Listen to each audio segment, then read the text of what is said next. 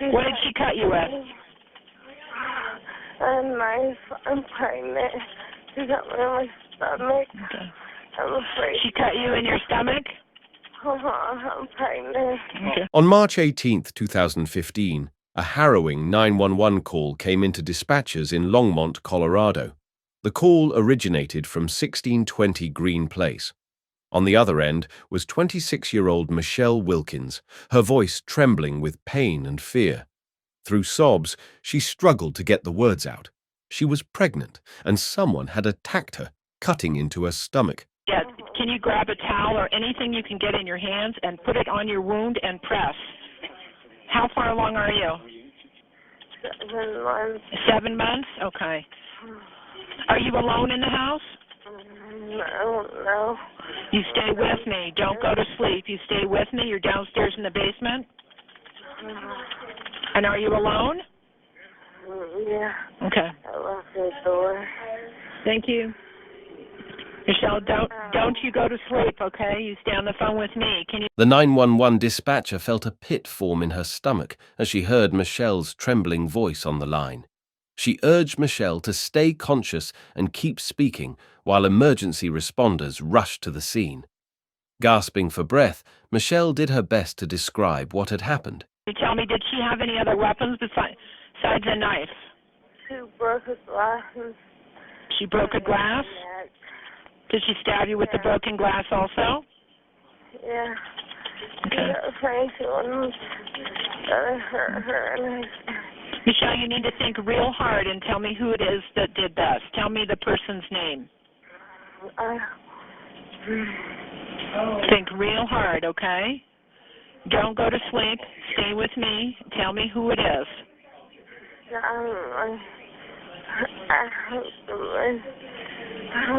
Oh, no. Through labored breaths, Michelle mentioned something about broken glass, suggesting it could have been the weapon her attacker used. But each word seemed to drain what little strength she had left. Do you have a towel on that? How long? They're on their way, okay? I need you to take a towel and put it on your wound. How many wounds do you have? No. She just said, More than one? Oh, yeah. Okay. Are they in the house yet? She's downstairs. Yeah, they're here. Okay, I'll let you go. At last, first responders arrived at the scene. "They're here!" Michelle gasped, her voice filled with relief. Then the line went silent. Inside the home, paramedics were met with a horrifying scene. A trail of blood stretched from the bedroom all the way to the utility room. In the basement, Michelle lay on a blood-soaked bed, barely conscious. Beside her on the floor was a small knife with a 3-inch blade. Her clothes were drenched in blood. But something didn't sit right. Michelle had told 911 she was 7 months pregnant, yet her stomach was completely flat. What was really going on here? Was she ever pregnant, or was there more to this story? Stick around to find out. Make sure to hit that subscribe button and turn on notifications so you don't miss the rest of this deeply disturbing and heartbreaking case. Viewer discretion is strongly advised.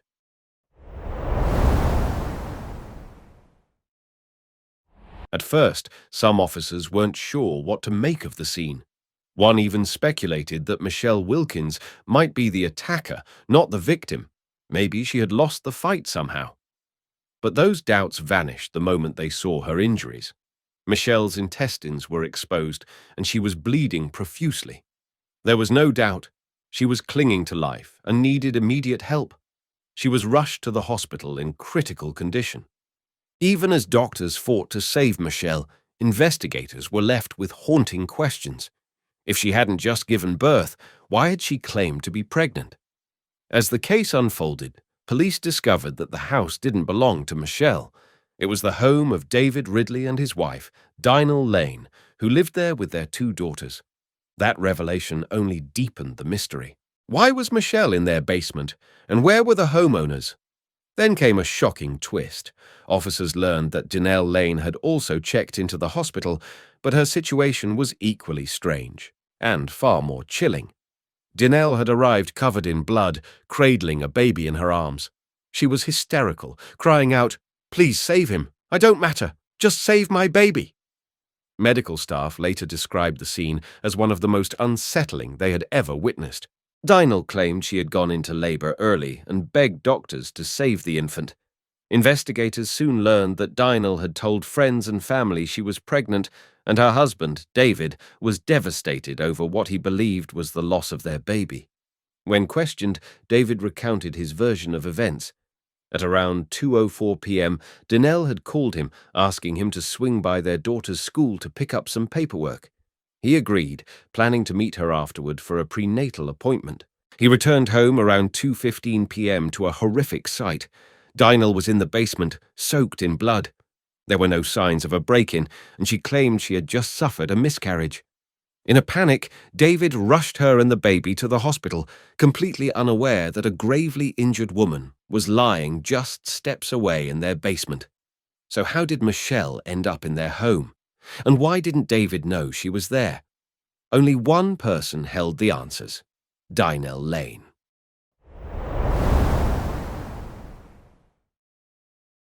At first, Dinelle Lane played dumb. "There was no girl at my house," she told police. She claimed she'd been home alone all day, getting ready for a doctor's appointment. But as detectives continued to press her, her story began to unravel. Eventually, Dinelle admitted she had placed an ad on Craigslist offering free maternity clothes. Michelle had responded, and Dinelle invited her over. Everything seemed completely normal at first. They talked for about an hour. As Michelle was getting ready to leave, Dinelle mentioned she had some baby girl clothes she didn't need. Since Dinelle was expecting a boy, she offered them to Michelle and led her to the basement to look at them.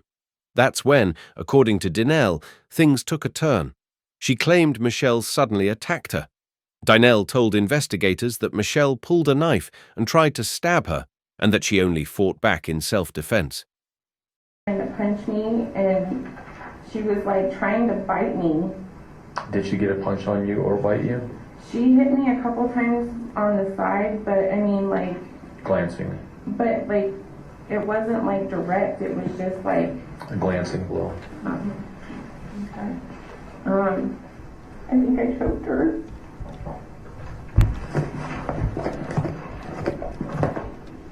Okay.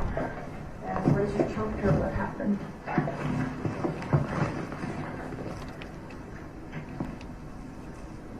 She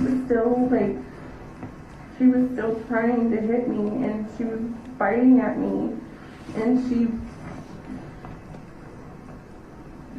I don't even know, it was a struggle. It was a big struggle, and I was yelling. I was trying to maybe get my neighbors to hear me, and I was trying to grab for her phone, but she, I think, had a lock on it. I'm not sure. During the struggle, Dinelle claimed she was able to knock Michelle unconscious.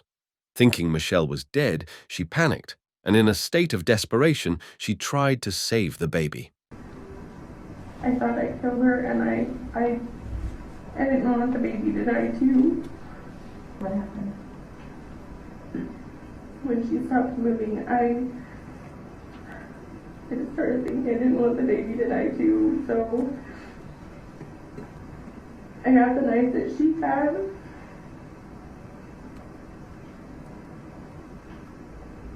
And I tried to get the baby out. Dinelle cut open Michelle's abdomen, later telling police, "I didn't want the baby to die too. I didn't know what else to do." But her story quickly began to unravel. If she was truly concerned about the baby's life, why didn't she call 911? And why had she changed her version of events so many times? At first, she insisted the baby was hers and that DNA testing would prove it. But when she found out Michelle had survived the attack, she finally admitted to what she had done, claiming it was in self-defense. Then came the most chilling twist of all. Dr. Leslie Armstrong confirmed that Dinelle hadn't shown any signs of being pregnant. Investigators were stunned. Why would someone fake a pregnancy for months, even convincing her own husband? As detectives continued to look into her past, it became clear This case was darker and more disturbing than anyone had imagined.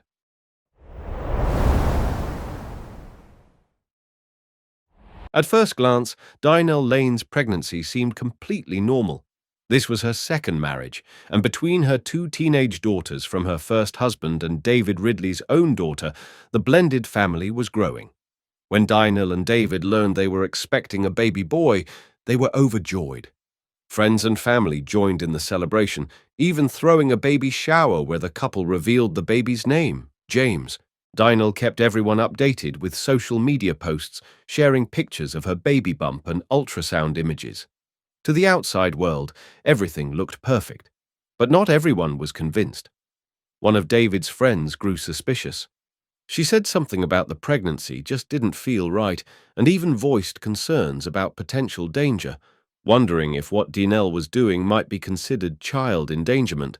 When investigators looked into those concerns, it changed everything they thought they knew. The truth? Dinelle had been behaving strangely for months. She announced her pregnancy in April 2014, but David never once went to a doctor's appointment with her. Every time he tried, something came up. She felt sick, or they left the hospital after hours of waiting without seeing anyone. Still, David trusted her and never pushed too hard. But the red flags piled up. Dinelle's supposed pregnancy dragged on far beyond the typical timeline. Her due date kept moving, from November 2014 to December, then March 2015. Yet there was still no baby, and whenever someone asked questions, Dinelle would shut down or lash out. Slowly, her web of lies began to unravel. Police started digging into her background and her marriage to David, and what they uncovered painted a much darker picture. Behind closed doors, the relationship was crumbling. And it wasn't just this marriage that raised red flags. Dinelle had previously been married to Jason Cruz. They had 3 kids together, including a little boy named Michael Alexander Cruz, affectionately called Little Mac. Tragically, in 2000, Little Mac drowned in a neighbor's pond at just 19 months old. The death was ruled accidental, with no signs of foul play. The loss devastated Dinelle. Overwhelmed with grief, she and Jason decided they wouldn't have more children, and Dinelle had a hysterectomy. But tragedy wasn't the only hardship in her first marriage. Jason had also been violent. At one point, he was charged with third-degree domestic assault for slamming her head into a car. The charge was dropped after Dinelle declined to press forward. After the marriage ended in 2007, Dinelle tried to move forward. In 2010, she answered a Craigslist ad from a man named Robert Walsh who needed a roommate. He allowed Dinelle and her daughters to move in. She presented herself as kind and soft-spoken, and at the time, she was working as a certified nursing aide. But cracks began to show. She told Robert she'd been suspended from her job, but he later discovered she'd actually been fired. Then she got arrested for missing a court date over a traffic violation. Robert bailed her out, but soon after, they parted ways. A few years later, she met David. They got married, and Dinelle eventually told him she was pregnant. At first, he believed her, but as the months dragged on and the pregnancy timeline no longer made sense, his doubts grew. Family and friends were starting to question her too. David finally confronted her, demanding proof. If she couldn't show him something real, she and her daughters would have to leave. Reluctantly, Dinelle agreed to go with him to the hospital. That visit was scheduled for the very day the horrifying events unfolded. By now, detectives had a much clearer picture. Dinelle had faked the pregnancy to hold on to her marriage. But once the truth started closing in, she chose a path no one could have imagined.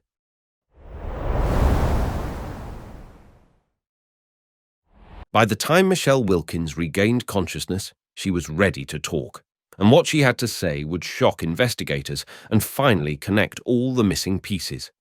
She explained that she and her boyfriend had found out about the pregnancy 7 months earlier. They were expecting a baby girl and had already picked out a name, Aurora. While preparing for the baby, Michelle often searched online for supplies, and that's how she stumbled across a Craigslist ad. It was posted by someone named Dinelle Lane, offering free maternity clothes. "I was using Craigslist a lot throughout my pregnancy," Michelle said. I'd already found most of what I needed for Aurora, but I was still on the hunt for a crib. That's when I came across an ad in the free section for maternity clothes. On the morning of March 18th, Michelle arrived at Danelle's home around 11:51 a.m. She was greeted by a woman who seemed warm and friendly. She even held her belly like she was pregnant, Michelle recalled. The two went upstairs, and Danelle showed her a collection of maternity clothes, helping her pack up the items she wanted. Michelle was getting ready to leave when Danelle kept the conversation going.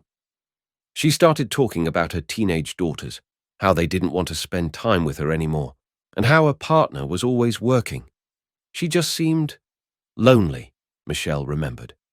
What was supposed to be a quick visit turned into nearly an hour of small talk. As Michelle made her way to the door, Danelle stopped her.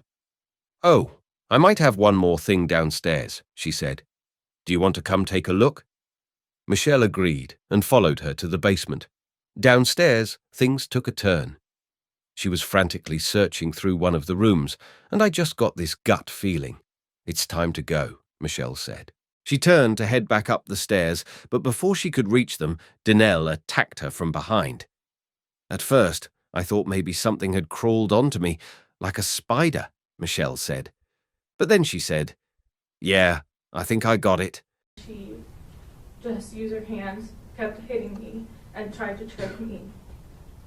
And at some point, did she use a bottle or something? She did. What happened, I just remember I kept asking her why she was doing that. I just kept saying, why are you doing this? And I just remember this one point where I was just holding my hand over my head, and I just said, "I don't know why you're doing this. I love you." And she broke the bottle over my head. I think actually what happened was she grabbed this bottle first from in front of the window, which the way it was floating, I thought it was like oil and vinegar. It was, I don't know. And she picked it up and she smashed it over my head. And that's when I held up my hand. I said, "I don't know why you're doing this. I love you." And she said, "If you love me, you'll let me do this." And then she stabbed it into my neck. As Danelle drove a broken bottle into Michelle, she uttered chilling words. "If you love me, you'll let me do this." The sentence echoed in Michelle's mind like a twisted nightmare. In that moment, she thought to herself, "I have so many angels and spirits on my side. How is this how I die?" Then everything went black.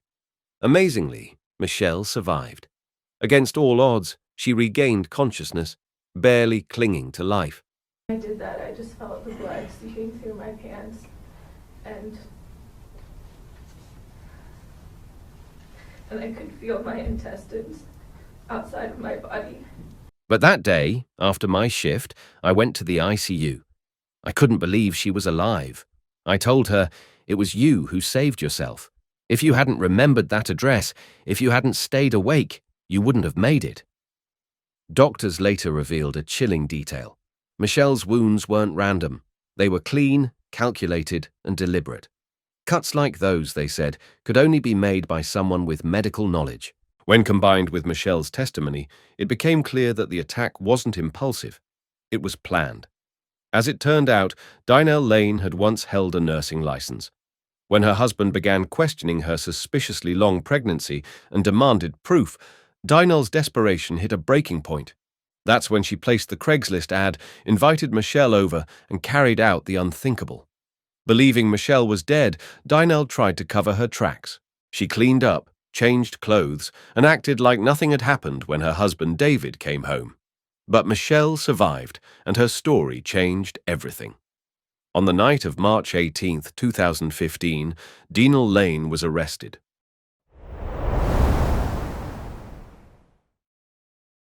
Danelle Lane's trial began on February 17, 2016. She pleaded not guilty to every charge, but the evidence, and Michelle Wilkins' powerful, heartbreaking testimony, told a very different story. Despite the defense's claim that the attack hadn't been planned, prosecutors laid out a clear timeline that showed Danelle's actions were intentional and calculated. She knew exactly what she was doing. Throughout the trial, Dynel remained mostly silent, showing little to no emotion, except when the court played recordings of her earlier, false statements. It was only then that she appeared visibly shaken.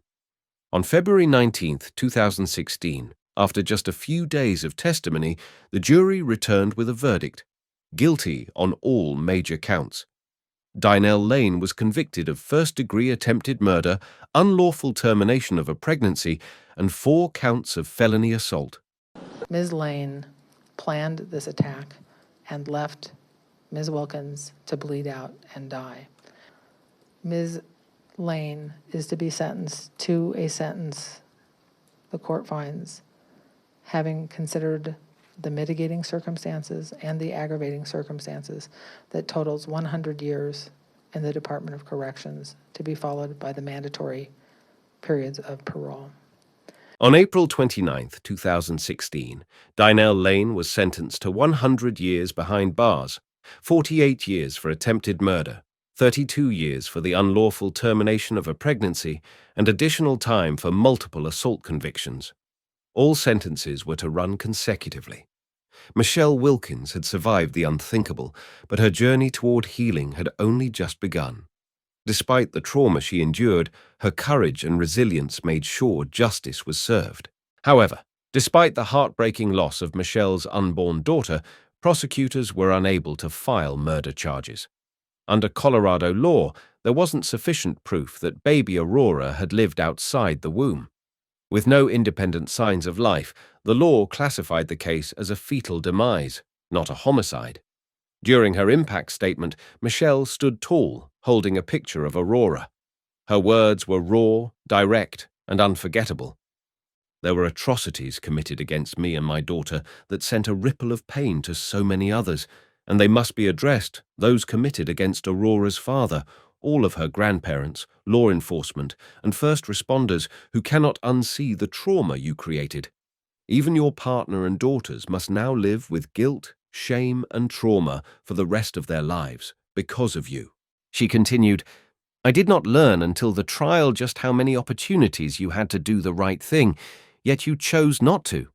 You knowingly left me to die, multiple times. The only tears you shed during the trial were those of self-pity, shed only when your lies unraveled. Even now, you refuse to come clean about what truly happened.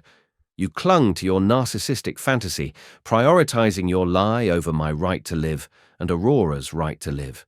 This is a picture of her. Years later, in July 2020, Dynel Lane attempted to appeal her conviction, but the Colorado Court of Appeals firmly rejected her claim, upholding the original verdict. With Dynel behind bars for good, Michelle slowly began to rebuild her life. There was a sense of relief knowing she would be somewhere she couldn't hurt others, Michelle said. In an extraordinary act of grace, Michelle chose to forgive. No, I do not hate Dynel, she admitted. But I am angry for all the pain she caused, for her deceit and selfishness, which I can barely fathom. Grateful to the heroes who saved her life, Michelle visited the first responders and 911 dispatcher who answered her call, bringing cookies as a thank you. They were thrilled to see her alive, well, and smiling.